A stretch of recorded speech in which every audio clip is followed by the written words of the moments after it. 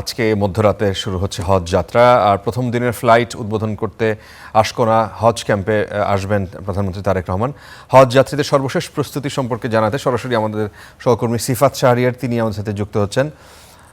সিফাতকে দেখা যাচ্ছে। সিফাত, একটু বলবেন যারা এখানে ছিলেন, বিশেষ করে রাত্রি যাপন করলেন, তারা একরকমের অস্বস্তি নিয়ে আসলে যাচ্ছেন হজে, যদিও এটা একটা মহৎ কাজ এবং বহু মানুষের বহু আকাঙ্ক্ষার এই সফর, লম্বা সফর হবে, সুতরাং মানুষ এটাকে হয়তো গুরুত্ব দিবেন না যে আচ্ছা যা গেছে গেছে, কিন্তু আমার হজটা ঠিকমতো হোক।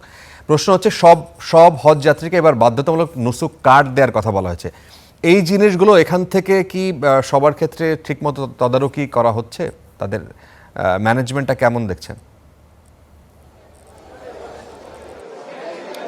আমরা ম্যানেজমেন্টের সাথে যুক্ত যারা, তাদের সাথেও কথা বলেছি। বিশেষ করে ধর্মমন্ত্রী তিনি যেটি বলছেন, এই অব্যবস্থাপনার কথা যেটি আমরা জানলাম, তিনি সেটিকে স্বীকার করে বলছেন যে তারা দ্রুতই আসলে ব্যবস্থা নেবেন।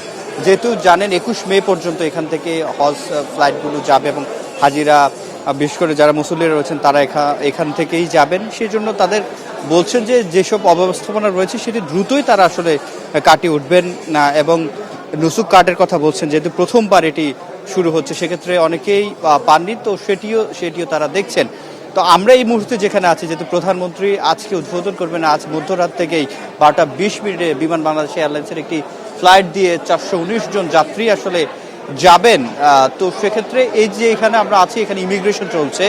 বাংলাদেশ বিমানের 531 যেই ফ্লাইটটি রয়েছে, সেটির যারা যাত্রী, যারা মুসল্লি, যারা হজ পালন করতে যাবেন, তারা এখানে উপস্থিত হচ্ছেন। দেখছেন লাইন ধরে তারা তাদের ইমিগ্রেশনের যে কাজগুলো সেগুলো সারছেন।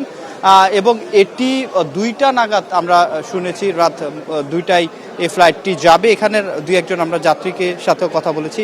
আরেকজনের সাথে একটু কথা বলতে চাই যে আপনাদের ফ্লাইটটি রাত কয়টায়, আর আপনারা কি কাফেলায় কতজন যাচ্ছেন, পরিবারের কতজন যাচ্ছেন একসাথে? আমাদের মোয়াল্লেমের কাছে শুনলাম 2:10 ফ্লাইট, আর আমরা উনার আন্ডারে 80 কি 85 জন যাচ্ছি। আমরা গোটা মুসলিম উম্মার জন্য দোয়া চাই, বিশেষ করে পরিবারের মানে যে বংশ পরে পরা পিতা মাতা, বাপ দাদা, দাদা দাদি, নানা নানি, নিজের সন্তান সন্ততি, আমরা তারা জানে ন্যায় পথে থাকে, আল্লাহর পথে চলতে পারি, এই কামনা আমাদের জানে।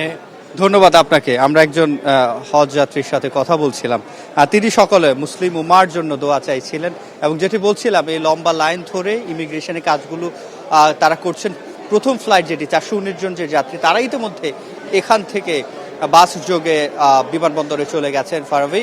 আর বাকি যে ফ্লাইটগুলো, আজকে মোট 14টি ফ্লাইট, অর্থাৎ আজকে দিবাগত রাতে 18 তারিখ সারাদিন ধরে 14টি ফ্লাইট যাবে। তো সেগুলোরই ইমিগ্রেশন ধীরে ধীরে চলছে। মধ্যরাতের যেগুলো যাবে ওগুলোর ইমিগ্রেশন চলছে, তার পরবর্তী সময় অনুযায়ী ইমিগ্রেশনগুলো চলবে। প্রধানমন্ত্রী আর 1 ঘন্টার মধ্যে এখানে আসবেন, ব্যবস্থাপনা দেখবেন, তারপরে তিনি প্রথম ফ্লাইটটি উদ্বোধন করবেন। তো এই ছিল আমার কাছে ফারাবি আশকোনা হজ ক্যাম্প থেকে সবশেষ।